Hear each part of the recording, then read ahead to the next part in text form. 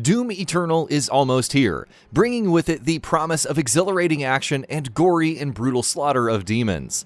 Fans of the series and the previous game have plenty of reason to be excited, because Doom Eternal looks, once again, like everything Doom should be, but better than ever. As we approach its imminent launch, in this feature, we'll be taking a look at a few key pieces of information that you need to know about the game. So, without further ado, let's get started. Setup. Doom Eternal will pick up 2 years after the events of Doom 2016, and the threat is much closer to him this time, with the forces of hell having turned their attention to Earth. Yes, this time there will be literal hell on Earth. In fact, new locations and environments, such as the planet of Phobos, will be a lot more commonly seen in Doom Eternal than ever before. Story focus.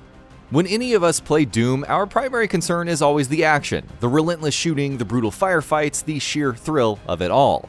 But Doom's also always had some pretty solid lore that players can jump into, which is an area that id are focusing on more this time.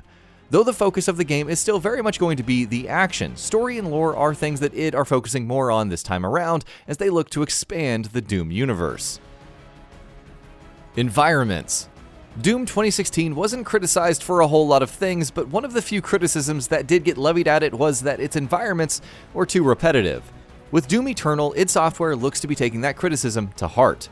We've already seen quite a lot of environments from the game, such as Phobos, the Doomslayer's hub, and many other environments that echo the look of the previous game, but id are promising that even more environmental variety will be here this time around. It should be interesting to see just how much there is, because Doom Eternal is going to be a pretty big game. Oh, and speaking of length. Doom 2016 was already a meaty enough game, at about 10 to 12 hours long for a critical path run. But, like a good little sequel, Eternal is going to be bigger, significantly so. id Software have said that Doom Eternal is over 22 hours long, which is a great length for a shooter.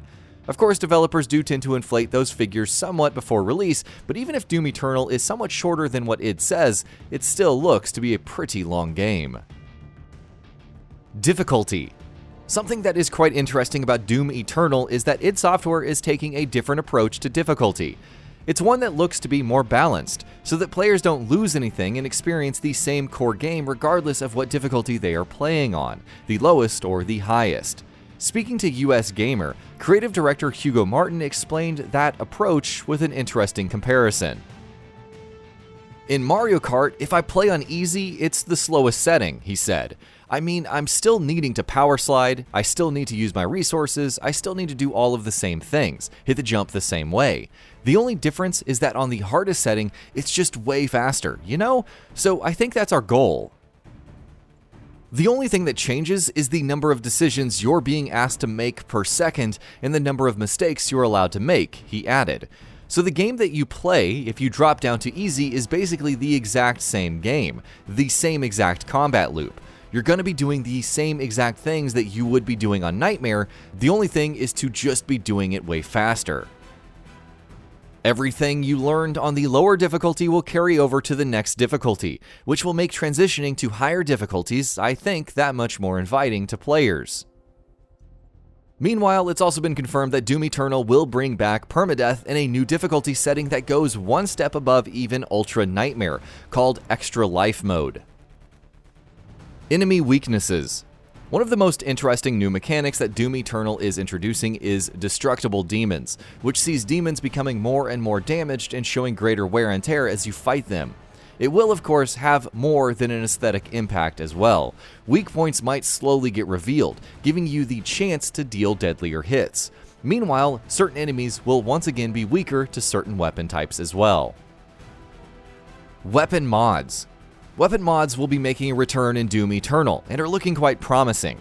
With the exception of a few, all weapons can be equipped with 2 mods at a time, and they promise to add an interesting layer of strategy. For instance, looking at the codex, you can learn about the weaknesses of each enemy and then mod your weapon to suit specific needs. Centered weapons point of view. Remember the early days of first-person shooters when weapons were positioned exactly in the center of the screen? As games advanced and the idea of having aiming reticles took hold, weapons shifted to the edges of the screen to give games a more realistic look. Doom Eternal, however, is all about calling back to a classic golden age of the genre, and will include an option that'll make genre veterans very happy. The game will come with a classic weapons pose option, which will see the Doomslayer's gun being positioned in the middle of the screen. Battle Mode Details. Doom Eternal's biggest improvement over its predecessor is no doubt going to be the Battle Mode. Built in-house at id, unlike 2016's multiplayer, Battle Mode is looking to capture the frenetic pace and essence of the series in all the ways that its predecessor's multiplayer couldn't. But what exactly is it? Here's a brief description in case you do not already know. Battle Mode is essentially a 2v1 mode, with one player playing as the Doom Slayer and the other two playing as various kinds of demons, played over the course of 5 matches. The demons win a round by killing the Slayer, while the Slayer, upon killing one demon, will get a 20-second window to kill the second demon to win the round. If the Slayer is unable to do so, the dead demon respawns with half health. If the Slayer wins a round, the player gets to summon the BFG 9000, while if the demons win a round, they get to summon the Baron of Hell. MICK Gordon. Doom 2016's blaring metal soundtrack was one of the best things about the game, a perfect companion to its action and its irreverent and relentless tone. MICK Gordon, the incredibly talented composer, will be returning to Doom Eternal with his talents once again.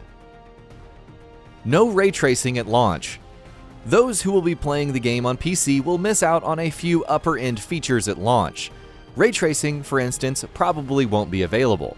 Though id Software will surely have looked into it and at least done some groundwork for it, especially with this being an id Tech 7 game, the actual technology itself probably won't make it into the game until after release.